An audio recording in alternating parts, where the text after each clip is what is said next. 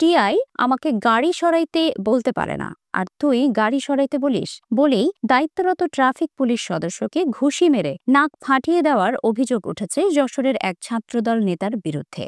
এ ঘটনায় অভিযুক্ত শাওন ইসলাম সবুজ নামে ওই ছাত্রদল নেতাকে শনিবার রাতে আটক করেছে পুলিশ। তিনি যশোর সরকারি সিটি কলেজ ছাত্রদলের সাধারণ সম্পাদক ও শহরের ঘোপ সেন্ট্রাল রোড এলাকার মোহাম্মদ শাহিনের ছেলে।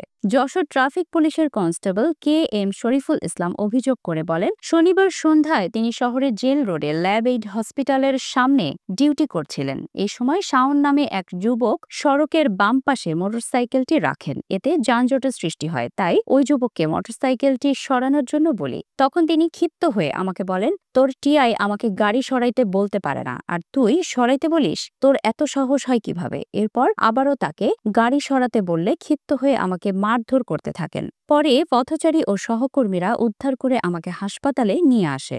যশোর কোতোয়ালি থানার ভারপ্রাপ্ত ওসি কাজী বাবুল হোসেন জানান, পুলিশ সদস্যকে আহত করায় শাওন নামে একজনকে আটক করা হয়েছে। তার বিরুদ্ধে সরকারি কাজে বাধা ও মারপিটের অভিযোগে মামলা করা হয়েছে।